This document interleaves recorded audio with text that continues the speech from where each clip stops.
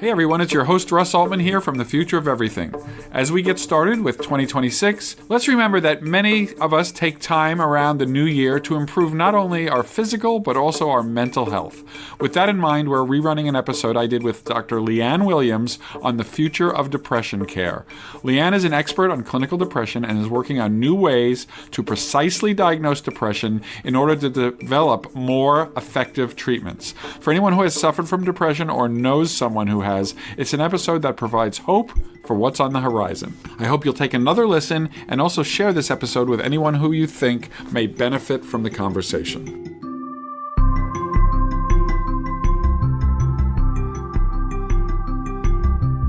Depression is a terrible disease. Many of us have experienced it ourselves or through our friends, family, and colleagues. One of the frustrating things about depression is it can be very difficult to treat. Sometimes you take a medication, try another medication. It'll take weeks or even months to find the right regimen. And during that time, you're at risk of all the terrible side effects of being depressed. Well, Leanne Williams is a professor of psychiatry and behavioral science at Stanford University and an expert on depression. She has been developing new ways to diagnose depression that are more precise. In fact, she finds 6 types of depression, and guess what? Each of those types may have a slightly or very different need for the therapies that will work.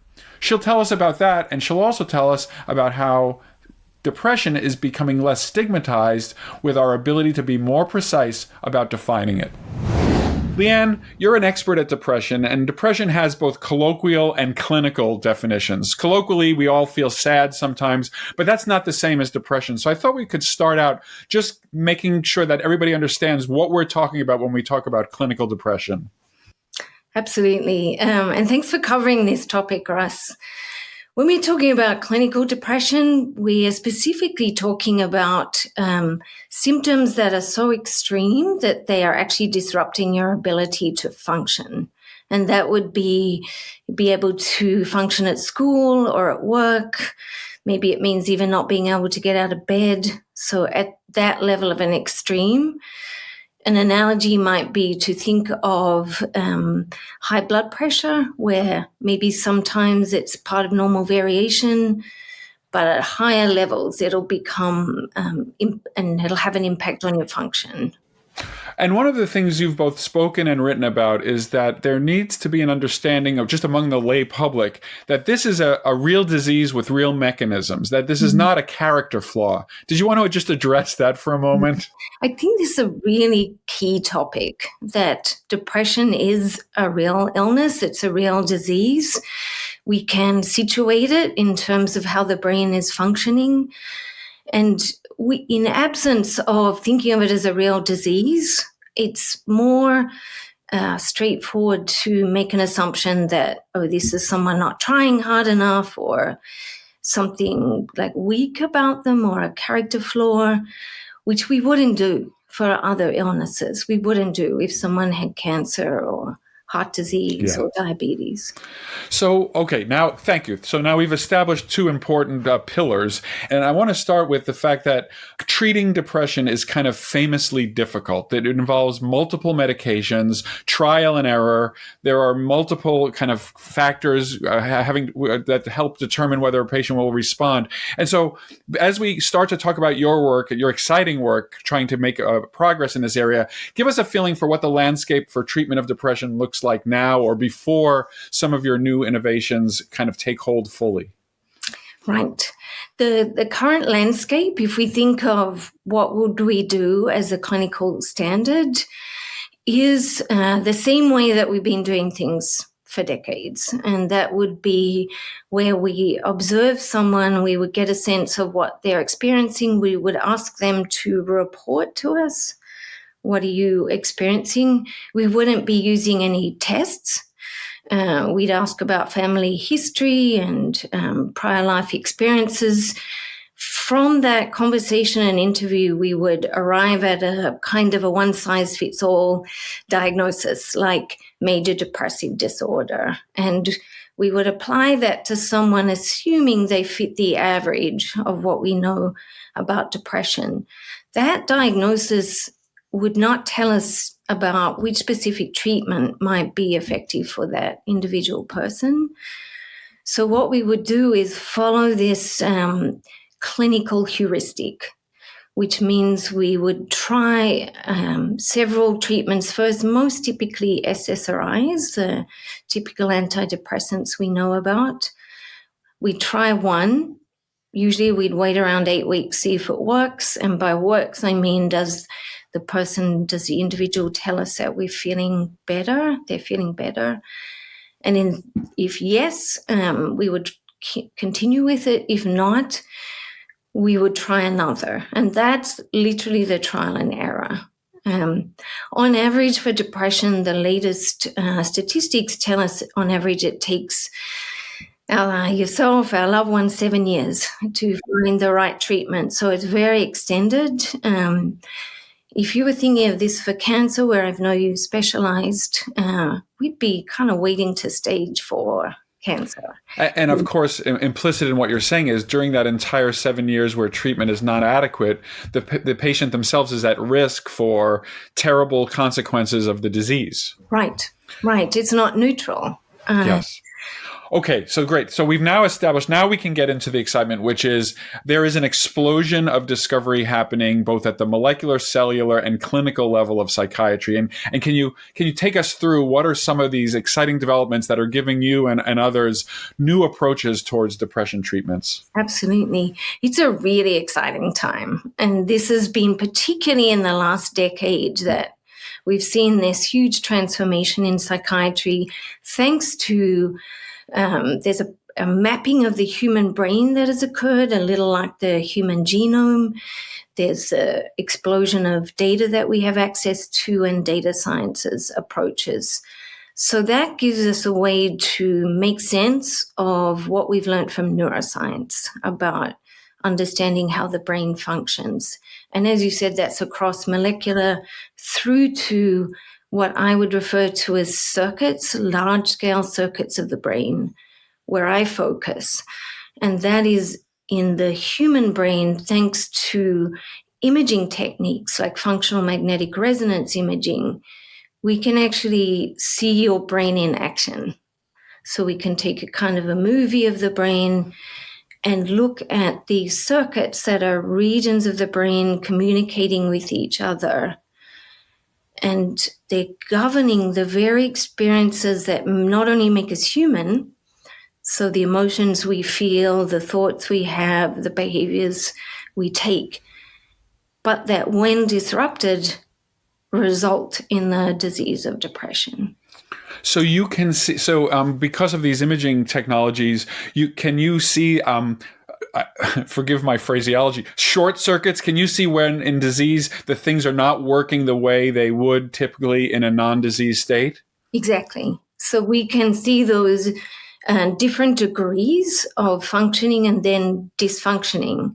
So there's a circuit or network in the brain that is often referred to in the field. It's called the default mode. It's when we're not focusing on something in particular, and we literally see when it gets stuck. Because it can get stuck in one of two ways.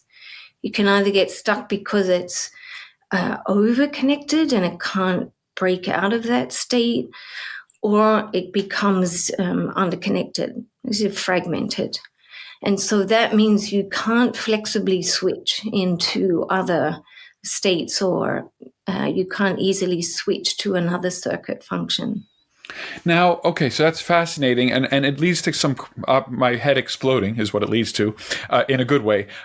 So does that mean we're looking at a time where we might have diagnostic criteria that are not purely the assessment of a psychiatrist of the feelings and the emotions and the functionality levels as you described earlier, but there might be imaging evidence to help us also make the diagnosis? Right, that is exactly where we're moving. With the technology I've developed, we are starting to use it clinically. It's early days, but it means we have tests that they don't replace the psychiatrist or that detailed observation. We would need that like we do in other areas of medicine, but they give us a way to have an objective measure. And you could think of particular aspects of depression where that's especially important. For example, one criterion symptom for depression is actually cognitive problems or problems concentrating, which are very difficult for people to report about and say, oh, I can tell that I have a problem with my executive function and I can source it in how my brain is functioning. So when you look, so this is very exciting, and it's amazing that it's actually being starting to be used clinically. Is it the case that one size fits all for the diagnosis? In other words, is there a standard set of these circuit malfunctions that lead to depression, or are you seeing heterogeneity? And are there different types of depression when you start looking at them with the combination of these new modalities? Right. There are definitely different subtypes. I've been referring to them as biotypes, as have colleagues at other institutions. And biotypes is a term to specifically highlight that it's a biological type, but they do map onto specific types of symptoms and, importantly, treatment outcomes. And what we know, if we just think of the symptoms used to get that one-size-fits-all diagnosis, there's an enormous amount of heterogeneity. People don't have the same exact type of depression. There are 9 key symptoms that we consider for defining depression, and the diagnosis is based on having at least 5 of them.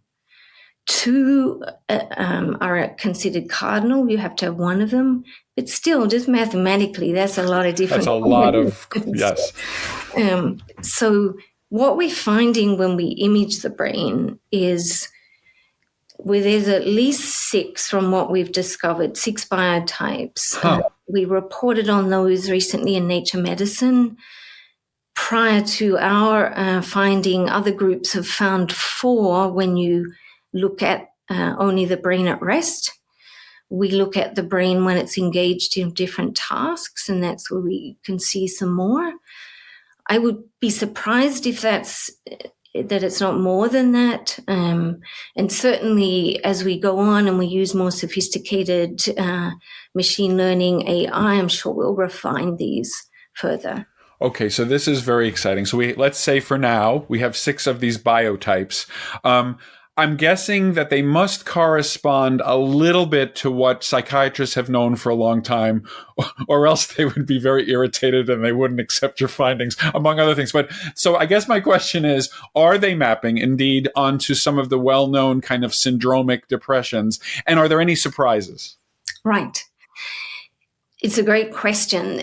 The answer's a bit of both. So some of these biotypes do map onto what we already know and the symptoms. So, for example, we can see if the circuit of the brain that helps us feel good, like respond to reward, if it's flattened, kind of blunted, it's associated with a symptom called anhedonia, like lack of anhedonia, and that's a key criterion symptom for depression.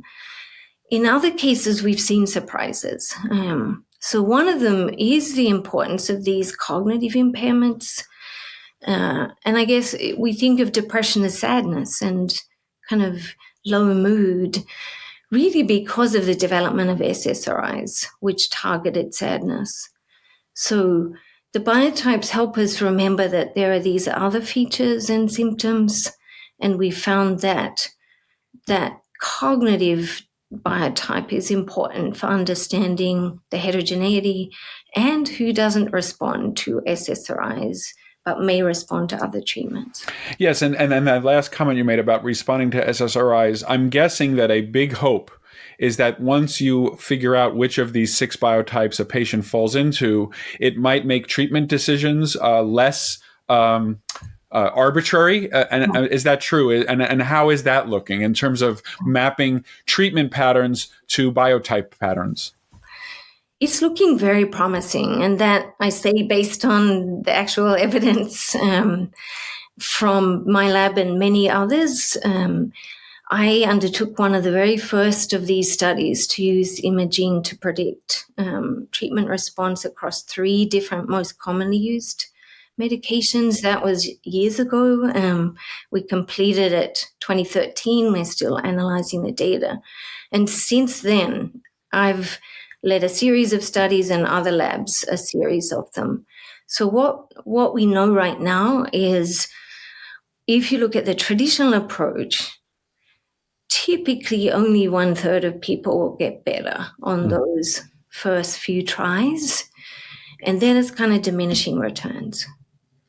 And if we use the imaging, we can boost that predictive accuracy quite substantially, and we can get to a point where we're doubling the chances of getting better by having that information. So that is very exciting. And may I ask, and I know this is new, so forgive me for being greedy, but is it the medications that change or the doses? Can you give us a sense of how the medication regimens change across the biotypes or may change in the future?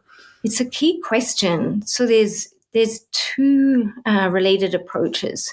One is there's quite an array of what you might consider the standard antidepressant treatments, different types of SSRIs, what we call SNRIs that tackle multiple brain chemistries, behavior therapy, cognitive behavior therapy. So what the biotypes do is help determine which of these is likely to be most effective for each person and which not likely to be. So we can rule some out, and that's the process by which we can get someone to the right treatment much sooner than cycling through. For some people, it might be the standard SSRI, but that's going to be a relatively small number, maybe maximum 1/3 of people. Mm-hmm. And even then, it's like which SSRI, they don't all act the same way. So we can help select between them. So that's a kind of prospective decision. And then one thing that is really exciting about depression, we have a lot of new treatments. We have transcranial magnetic stimulation and neuromodulation technique. We have all sorts of exploratory therapeutics and now looking at repurposing some medications. All of those are being developed for treatment-resistant depression, which means waiting until you've failed the others. Uh-huh.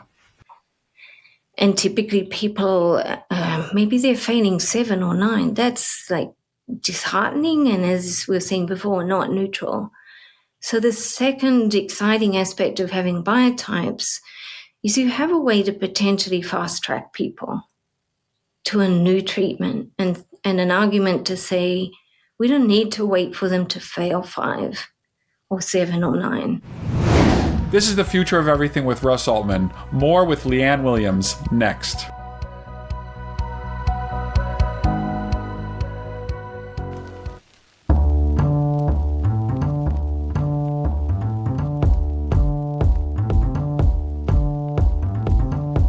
Welcome back to The Future of Everything. I'm Russ Altman, and I'm speaking with Leanne Williams from Stanford University.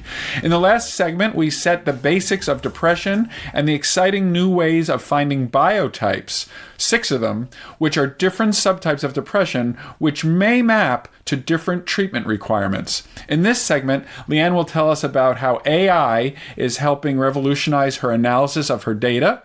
She'll also tell us that psychedelic drugs may be part of the treatment regimens for some of these biotypes. And finally, she'll tell us that stigmatization of depression is actually being reduced with our more precise ability to diagnose it.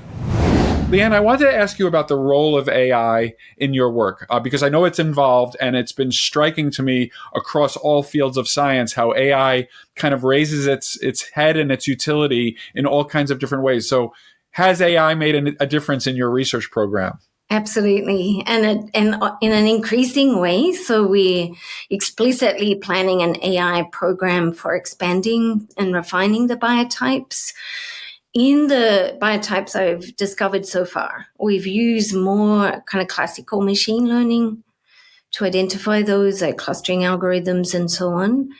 And now we're in a position to really make use of the rich data sets we've already developed or acquired and They are very deeply clinically phenotyped. We have a lot of rich data on those data sets, and we've also been acquiring them in standard ways. So we have the same kind of imaging formats across all the data sets.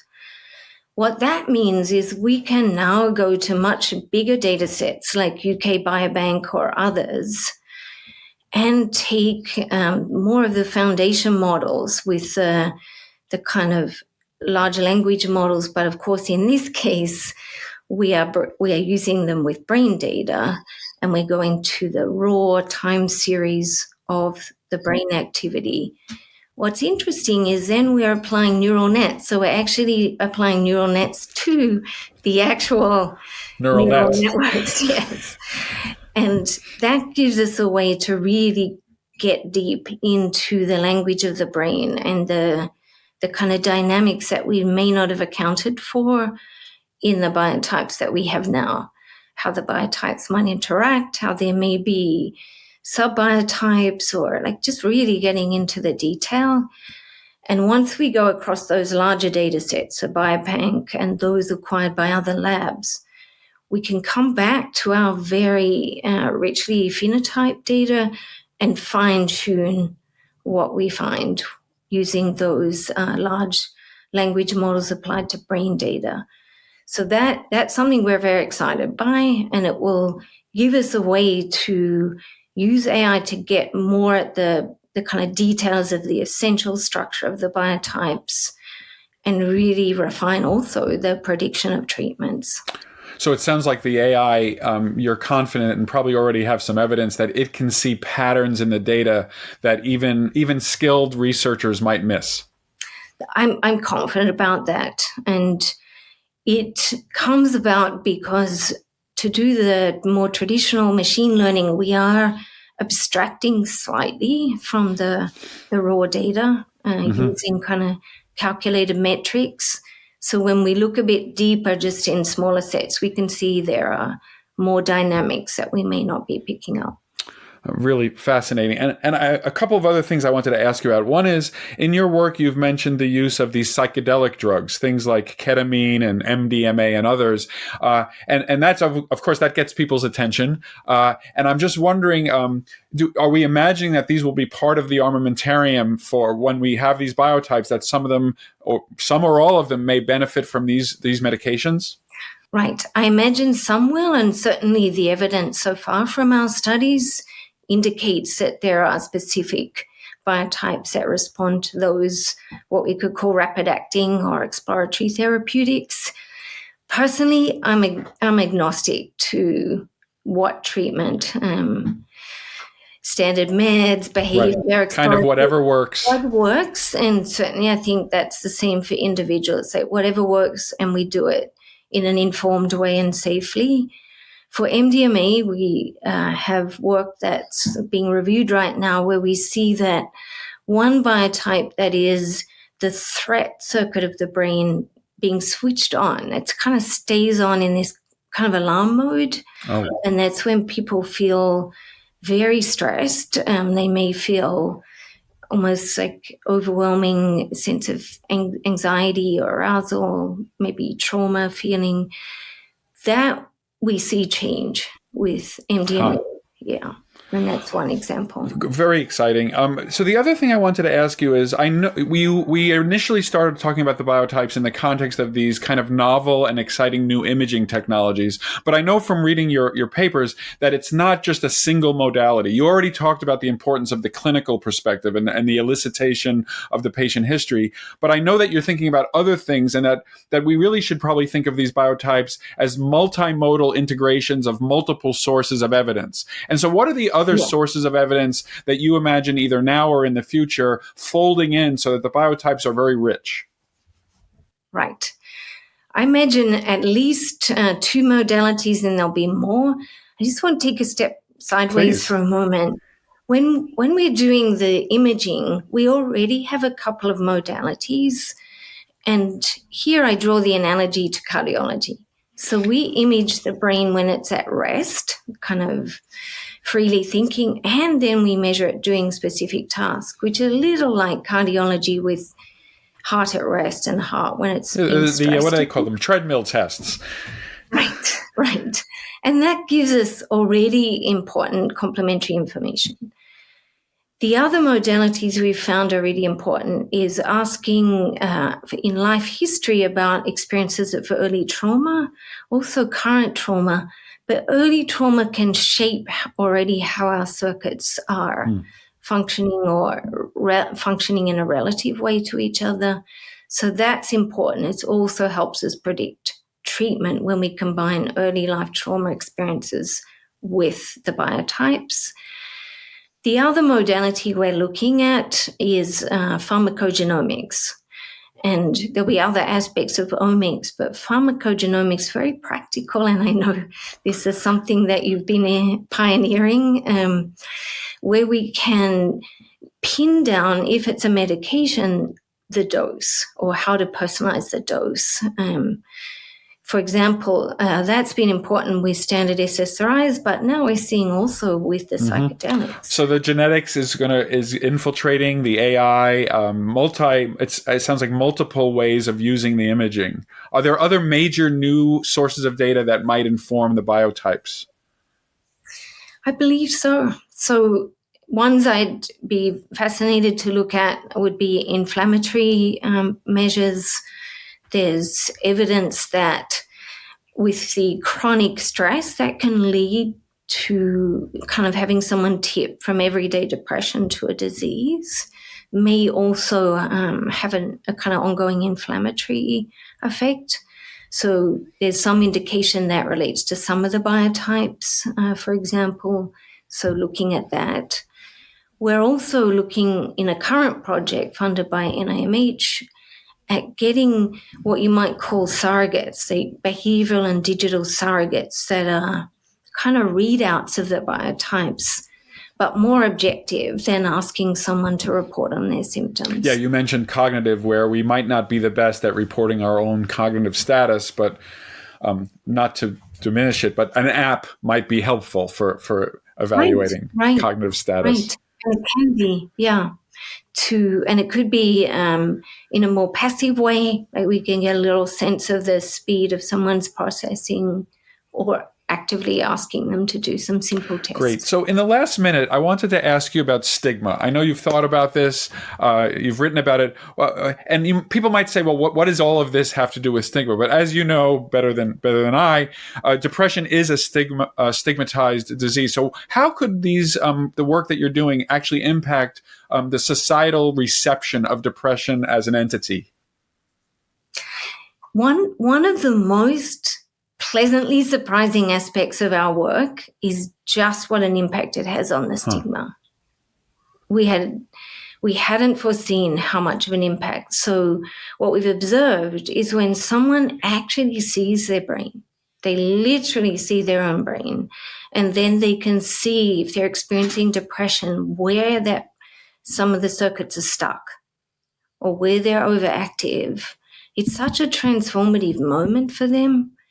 You can literally see them shift from, I thought this was my fault, like that sense of blame they're carrying, to being able to see that it's tangible, it's something outside of them. And that just in that moment changes the experience of stigma. That is remarkable, because I thought you were going to talk about other people's views of the patient, but it sounds like it starts with the patient themselves having a different understanding of what's going on. Yes, and then absolutely other people as well. So I had one parent recently who said how much it changed how she could talk about anxiety with her daughter, because she could say, now we can talk about, when your brain's in that alarm mode, like that amygdala in your brain that gets fired, how are we going to deal with that? And it's not about, you're anxious and that sense of something that's less tangible. Well, there you have it. We have better diagnoses. It's going to hopefully lead to better treatments, and there'll be less stigma. So that is a very positive outlook towards a very tragic disease. Thanks to Leanne Williams. That was The Future of Depression. You've been listening to The Future of Everything. I'm Russ Altman. We have more than 250 back episodes in our archives, and you can listen to these conversations about the future of anything. Please remember to hit follow in whatever app you're listening to so you'll always be alerted to new episodes. It's like clockwork, and we want you to be part of our clock. You can follow me on many social media, including Threads, Blue Sky, Mastodon, and LinkedIn. And you can do the same for Stanford Engineering at Stanford ENG.